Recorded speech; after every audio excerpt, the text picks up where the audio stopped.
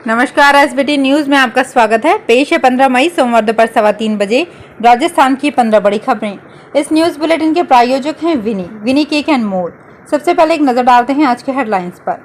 Collegium system पर टिप्पणी पर उपराष्ट्रपति और कानून मंत्री के खिलाफ सुनवाई से सुप्रीम कोर्ट का इनकार। कांग्रेस प्रदेश प्रभारी रंधावा की बढ़ सकती है मुश्किलें। मोदी सरनेम केस, राहुल की याचिका पर अब 4 जुलाई को सुनवाई। कर्नाटक सीएम चुनने के लिए हुई सीक्रेट वोटिंग, सोनिया राहुल से मिलने सिद्धरमैया दिल्ली रवाना। और चुनावी साल में गहलोत सरकार किसानों को देगी फ्री बीज। और अब खबरें विस्तार से। उपराष्ट्रपति और कानून मंत्री के खिलाफ सुनवाई से सुप्रीम कोर्ट का इनकार। सुप्रीम कोर्ट ने सोमवार को बॉम्बे हाई कोर्ट के आदेश को चुनौती देने वाली याचिका को खारिज कर दिया। दरअसल कॉलेजियम सिस्टम के तहत जजों की नियुक्ति और न्यायपालिका पर टिप्पणी करने के मामले में उपराष्ट्रपति जगदीप धनखड़ और केंद्रीय मंत्री किरण रिजिजू के खिलाफ बॉम्बे हाई कोर्ट में एक जनहित याचिका दाखिल की गई थी। इसे हाई कोर्ट ने खारिज कर दिया था। इसी फैसले को चुनौती देते हुए सुप्रीम कोर्ट में याचिका दाखिल की गई। अब सुप्रीम कोर्ट ने भी इस पर सुनवाई से इनकार कर दिया है। कांग्रेस के राजस्थान प्रदेश प्रभारी सुखजिंदर सिंह रंधावा की मुश्किलें बढ़ सकती है। पीएम नरेंद्र मोदी को लेकर दिए गए बयान के मामले में बीजेपी विधायक मदन दिलावर की ओर से पेश इस्तगासे की सुनवाई पर कोर्ट ने कोटा पुलिस को मामला दर्ज कर जांच रिपोर्ट पेश करने के आदेश दिए हैं। दिलावर के वकील एडवोकेट मनोज पुरी ने कोटा में अपर मुख्य न्यायिक मजिस्ट्रेट की कोर्ट में इस्तगासा पेश किया था। पुरी ने बताया कि 13 मार्च को कांग्रेस पार्टी की ओर से जयपुर में आयोजित आम सभा में रंधावा ने भाषण दिया था कि अडानी को मारने से कुछ नहीं मिलेगा, मोदी को खत्म करो, मोदी खत्म हो गया तो देश बच जाएगा। मोदी सरनेम मामले में कांग्रेस नेता राहुल गांधी की अपील पर सोमवार को पटना हाईकोर्ट में सुनवाई हुई। राहुल गांधी के वकील अंशुल वर्मा के अनुसार इस मामले में आज तारीख ले ली गई है। अब 4 जुलाई को इस मामले में सुनवाई होगी। दरअसल 2019 में लोकसभा चुनाव के दौरान राहुल गांधी ने तमिलनाडु के कोलार की एक जनसभा में कहा था कि सारे मोदी चोर हैं। इस बयान के बाद राहुल गांधी पर गुजरात समेत देश के कई जगहों पर कोर्ट में परिवाद दायर किया गया था। कर्नाटक में मुख्यमंत्री चुनने के लिए कांग्रेस के 3 ऑब्जर्वर्स ने रविवार देर रात तक विधायक दल की बैठक में एमएलए से बातचीत की। ऑब्जर्वर्स सुशील कुमार शिंदे, दीपक बावरिया और भंवर जितेंद्र सिंह ने विधायकों के साथ 1-to-1 मीटिंग भी की। कांग्रेस लीडर बीके हरिप्रसाद ने सोमवार को बताया कि सीक्रेट बैलेट वोटिंग भी हुई। उन्होंने कहा कि विधायकों की राय हाईकमान को भेज दी गई है। अब खड़गे दिल्ली में सोनिया गांधी और राहुल गांधी से बातचीत कर मुख्यमंत्री पर फैसला लेंगे। सिद्धरमैया हाईकमान से मिलने दिल्ली रवाना हो चुके हैं।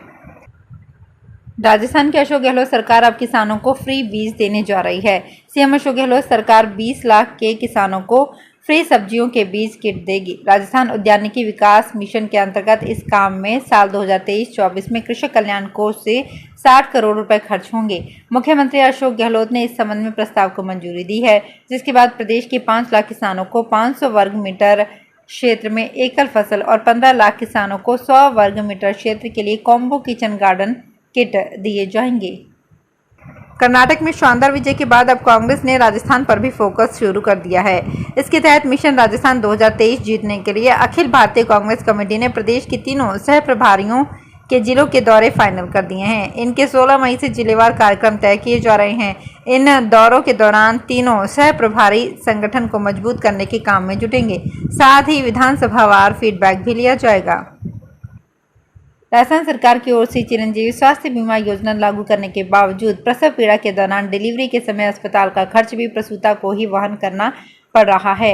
राज्य सरकार की ओर से दावा किया जा रहा है कि 1500 से अधिक बीमारियों का चिरंजीवी योजना में इलाज किया जा रहा है, लेकिन दूसरी तरफ सबसे जटिल मुख्य उपचार प्रसूताओं को डिलीवरी के समय चिरंजीवी योजना के तहत लाभ नहीं मिल पा रहा है। बाड़मेर के सिंधरी में भी ऐसा ही मामला सामने आया है। हरियाणा में बीजेपी जेजेपी गठबंधन पर चल रही तकरार के बीच मुख्यमंत्री मनोहर लाल के बाद अब डेप्यूटी सीएम दुष्यंत चौटाला दिल्ली दौरे पर पहुंच गए हैं। इस दौरान दुष्यंत ने दिल्ली में भारतीय जनता पार्टी के राष्ट्रीय अध्यक्ष जेपी नड्डा से मुलाकात की। दोनों के बीच हुई इस अहम मुलाकात में हरियाणा में 2024 में होने वाले लोकसभा और विधानसभा चुनाव को लेकर चर्चा हुई। साथ ही इन चुनावों में 2 दलों के बीच के गठबंधन का क्या होगा, इस पर मंथन हुआ। डिप्टी सीएम दुष्यंत चौटाला की केंद्रीय मंत्री अमित शाह से भी मुलाकात की चर्चा है। फर्जी जीएसटी रजिस्ट्रेशन से इनपुट टैक्स क्रेडिट लेने के बढ़ते फर्जीवाड़े पर लगाम लगाने के लिए अब आर्टिफिशियल इंटेलिजेंस की मदद ली जा रही है। एआई की मदद से डेटा एनालिसिस कर झुंझुनू में ऐसी संदिग्ध बोगस फर्मों की पहचान की गई है। अब 16 मई से जीएसटी के फील्ड ऑफिसर इन संदिग्ध फर्मों का भौतिक सत्यापन कर फर्जी जीएसटी पंजीकरण कराने वाले व्यापारियों पर कार्यवाही करेंगे। 2 माह तक चलने वाली इस विशेष जांच में फर्जी जीएसटी नंबरों को रद्द किया जाएगा। राजस्थान में विधानसभा चुनाव पास है, जिसके चलते भाजपा और कांग्रेस वोट बैंक साधने की तैयारी में जुटा हुआ है। सीकर में भाजपा ने इसकी शुरुआत बाबोसा की जन्मस्थली खाचरियावास से की है। खाचरियावास में पूर्व उपराष्ट्रपति व राजस्थान के पूर्व सीएम भैरव सिंह शेखावत की स्मृति सभा हो रही है। सभा में नेता प्रतिपक्ष राजेंद्र राठौड़, सांसद सुमेधानंद सरस्वती, पूर्व मंत्री अरुण चतुर्वेदी, बंशीधर बाजिया और वासुदेव देवनानी सहित कई नेता पहुंच गए हैं।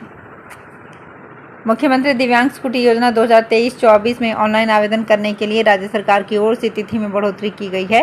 पूर्व में ऑनलाइन आवेदन की लास्ट डेट 10 मई थी, जिसे अब बढ़ाकर 25 मई कर दिया गया है। परिवीक्षा और कारागृह कल्याण अधिकारी इंद्रजीत ने बताया कि राज्य सरकार की ओर से मुख्यमंत्री दिव्यांग स्कूटी योजना 2023-24 में ऑनलाइन आवेदन करने की तिथि बढ़ा दी गई है। डीएपी की बढ़ती मांग के कारण किसानों को इसकी उपलब्धता सुनिश्चित करने के लिए केंद्र सरकार ने हाल ही में नैनो तरल डीएपी को मंजूरी दे दी है। अब नैनो डीएपी बोरियां बैग में मिलने वाले दानेदार डीएपी से काफ़ी सस्ता और फसलों के लिए बेहतर है। झालावाड़ जिले में 15 किसानों के खेतों में इसका ट्रायल किया जा रहा है। झालावाड़ इफ्को के क्षेत्र प्रबंधक सोहनलाल जन ने बताया कि साधारण डीएपी की तुलना में नैनो डीएपी तरल आधी से भी कम कीमत में किसानों को मिलेगा।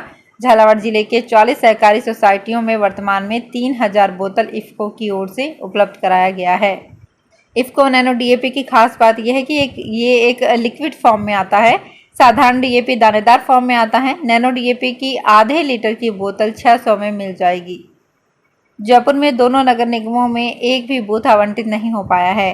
हेरिटेज नगर निगम ने शहर में 455 डेयरी बूथों की लॉटरी निकालने के बाद आवेदकों के दस्तावेज की जांच शुरू की, लेकिन अंतिम तिथि तक आवेदक दस्तावेज के सत्यापन के लिए नहीं पहुंचे। अब निगम प्रशासन ने एक बार फिर दस्तावेज सत्यापन की तारीख बढ़ा दी है। उधर जयपुर ग्रेटर नगर निगम 563 डेयरी बूथ आवंटन के लिए 18 मई से साक्षात्कार शुरू करेगा, जो 6 जून तक चलेंगे। ऐसे में जून या जुलाई तक ही लोगों को नए डेयरी बूथ मिल पाएंगे। राजस्थान सरकार गरीबों को राहत देने के लिए महंगाई राहत शिविर लगा रही है। वहीं तमाम लोग राहत के लिए दौड़ लगा रहे हैं। ये राहत अनाज के लिए है। अलवर जिले में 25 साल से सैकड़ों लोगों को अनाज का एक दाना तक नसीब नहीं हुआ। निवाले का संकट देखते हुए लोगों की दौड़ कलेक्ट्रेट तक तेज हो गई है। पीड़ितों ने साफ कह दिया है कि क्या तो अब अनाज मिलेगा या फिर वो राशन कार्ड पर ताला लगा देंगे। लोगों का तर्क है कि ऐसे राशन कार्ड को रख कर क्या करेंगे जिससे कोई लाभ नहीं मिल रहा हो। आम आदमी पार्टी राजस्थान में 2023 का विधानसभा चुनाव सभी 200 सीटों पर लड़ेगी, जिसके लिए संगठन को दुरुस्त व विस्तार किया गया है। प्रदेश प्रभारी व दिल्ली के विधायक विनय मिश्रा ने अलवर में मीडिया को बताया कि उनकी पार्टी के नेता अरविंद केजरीवाल ही प्रधानमंत्री नरेंद्र मोदी का विकल्प बनेंगे। उन्होंने कहा कि राजस्थान में अशोक गहलोत व सचिन पायलट की कुर्सी की लड़ाई से जनता का नुकसान हुआ है। यहाँ तीसरे विकल्प की जनता को जरूरत है। वैसे भी आम आदमी पार्टी ने दिल्ली के बाद पंजाब में बेहतर शासन करके दिखाया है। केवल 1.25 साल में पंजाब में जनहित के बड़े फैसले लिए हैं। तो फिलहाल इस बुलेटिन में इतना ही। फिर हाजिर होंगे कुछ और बड़ी खबरों के साथ। अगर आप भी अपने आसपास की छोटी बड़ी और महत्वपूर्ण खबरों से अपडेट रहना चाहते हैं तो सब्सक्राइब कीजिए हमारे चैनल एसपीटी न्यूज को और प्रेस कीजिए बेल आइकन पर।